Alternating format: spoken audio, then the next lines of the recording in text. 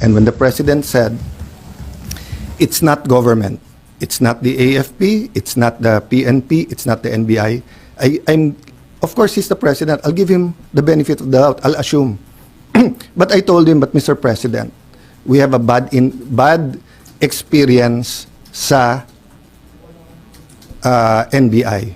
They haven't been truthful with us. Having said that, Sec. John Vic assured me, walang whitewash to. So he told me some of the information even before we got home kasi I'm sorry for the reaction but you know, people risked their lives yesterday. One of our nagugulpi na yung isang usaa, the others could have done this. What I want to prevent is that, you know, there are certain things in life na may red line yan. Di ba? Di ba? Yung you don't, you know, you respect your parents, unahin mo yung mga tatanda, di ba? Pero kung yun ay mga normal na kabastusan, di ba? But you don't attack Malacanang. You can march, you can protest. You don't burn down the Supreme Court, and you don't attack the Senate in an armed manner. Di ba? It was 100% an attack. If it turns out sa investigation na sira ulo lang yon, na he lost his mind, then a question ko, how did he get the IDs? How did he get in? How did he get? If it was government, then I'm sure the president will act upon it, di ba? So I don't know right now, and I don't want to give details, but yung binasa ko sa iyo, galing na kay Sec. John Vic yun. So, at sinabi niya, NBI yun. Sir, sinabi ni Sir John Vic? Yeah, NBI? So, my staff was just pointing out that there's still difference between yung sinasabi ng PNP or ni Sec. John Vic at yung sinasabi ng USAA. That's normal in the investigations. That's why sabi namin, mag-joint investigation tayo. So far, I do not have a reason to not believe Sec. John Vic. Why? First, nung nakita yung bag at sinabing, pag nabalikan yan, mahuhuli natin or paamoy natin sa aso kung may barel, he didn't have to tell me that. But he did at may nahuli. Okay. Secondly, lahat ng request niya, pinagbigyan ko. Umikot yung mga police, disarm yung iba natin tao dito. Yung hiningi niya na i-sweep yung floor by floor. Yung hiningi niya na i-secure yung CCTV. Lahat ng mga hiningi ko sa kanya pabalik. CCTV nung kabila, nung GSIS, ibigay sa atin. Yung before he left, sabi ko, sir, step by step, keep us informed. So, but that's the problem nga, di ba? So, I'm hoping magkatugma lahat. So, sa report natin, ano yung...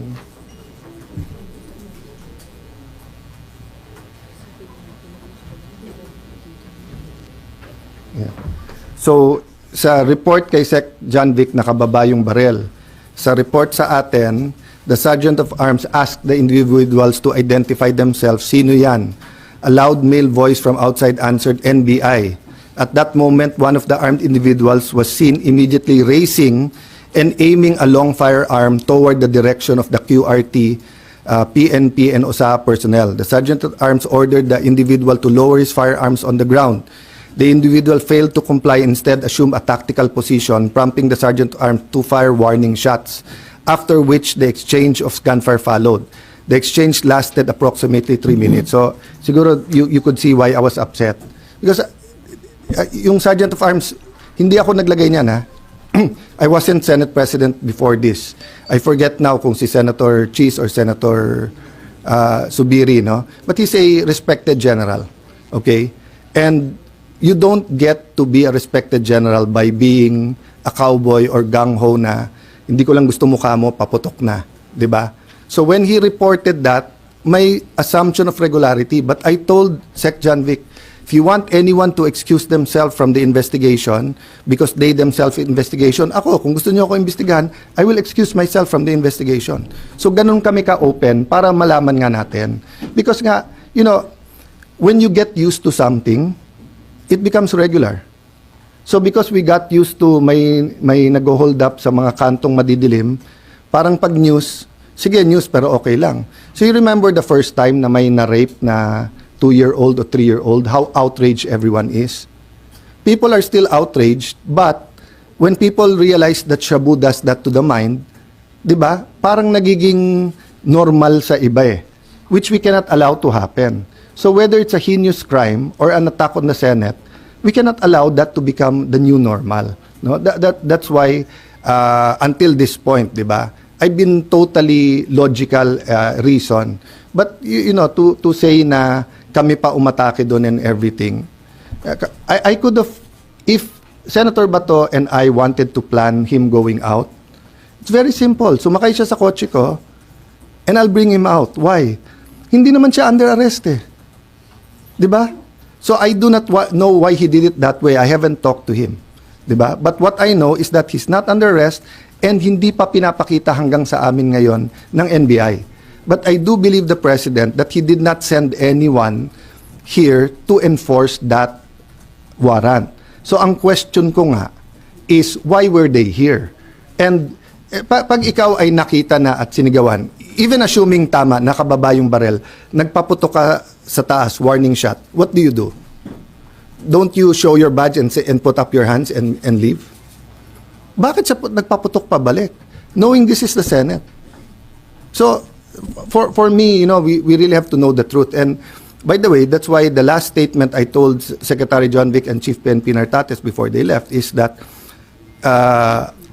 please use all your powers in intelligence, in peacekeeping, etc., to make sure no untoward incident sa impeachment. Nung una nga, parang ang reaction, akala nila I was talking about government. No, sabi ko, I'm asking for your help, your expertise.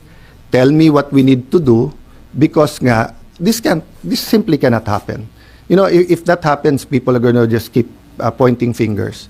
Sasabihin nung itim, gawa nung puti. Sabi nung puti, gawa nung itim. Sabi nung pula, gawa ng blue. Hindi tayo matatapos dyan.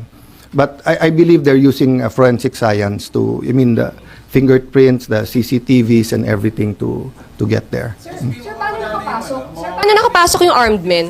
Sorry? Mawawala na po ba yung protected custody ni Senator Bato after nangyari? Well, you're under protection while you're under our custody. Diba? So, for example, yung kay Jun Losada, it was a different situation, but he was still under the protection because nagpaalam siya. Nalilipat kami ng Green Hills. So, I will still insist on his rights. Diba? So, meaning, if he'll be arrested now, I'll go to him and I'll just ask, sino nag-aaresto? Do you have a warrant? And if they say it's a foreign warrant, I will ask them, pwede bang sa korte natin dalhin to, hindi sa Hague? Pwede ba siyang, di ba? So do that. But pag nandito sa building, syempre, I have to look muna ano yung warrant at alam nyo na yung stand ko.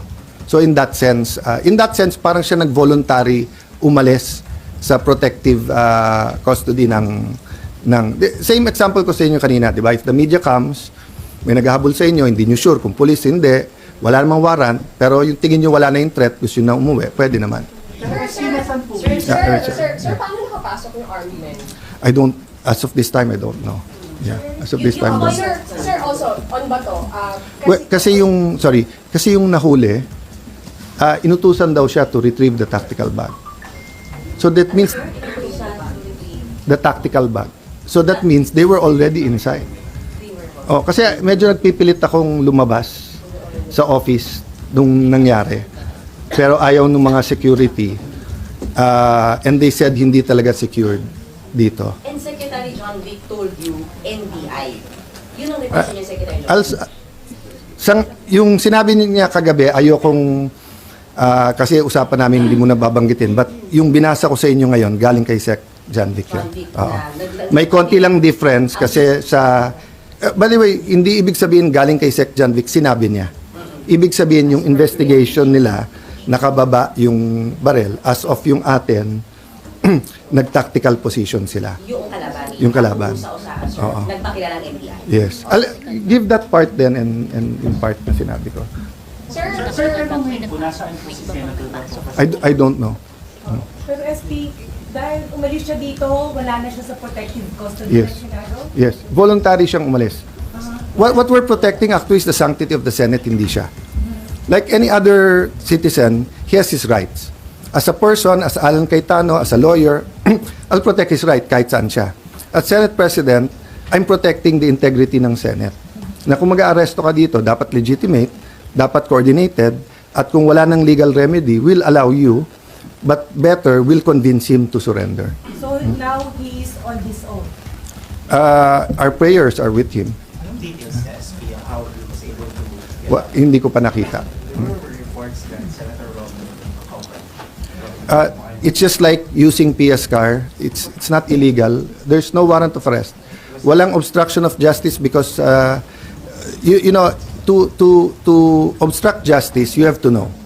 So kung hinahabol ka nila, walang mapakitang warrant sa akin, tinago kita. Walang obstruction of justice 'yon. Pinakita nila sa akin yung warrant, 'di ba? Tapos nag-plot tayo na itago kita.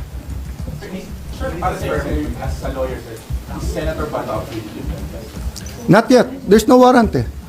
Sir, when the warrant by the ICC was made public on Monday, so how did the Senate treat it? Because as far as you're concerned, you're saying that there's no warrant, but the ICC made public the warrant against Senator. Who will we believe? ICC mismo nagsabi nung Sunday, wala. No, Monday, sir. Kaya nga, tapos, so ano, Monday lang nila lumbas. Sabi ni Trillanes, 6 months na daw yun eh. Sir, yung warrant. Oh, no. I'll clarify that. We don't take judicial notice of that stuff. You have to come to us and present it. So kung meron sa internet na one of you may warrant of arrest, hindi ko na kayo papapasukin ng Senate at arestuhin ko na kayo? Hindi ba dapat pumunta dito yung police na dala tapos sinabi? Senator, Oo. the application for TRO by the Supreme Court, even by Senator Ronnie De La Rosa, is actually a reflection. He himself recognizes that the ICC warrant exists and is valid. No, That's what I'll tell you why. Because the ICC said they have a secret warrant. They said they have a secret. No, guys. Believe me, i-research nyo, i-google nyo ngayon. Oh, sinabi ng ICC na under their rules, pwede nilang secret yung warrant. Sinabi nila yan a few months ago. That's why tumakbo si Senator Bato sa Supreme Court.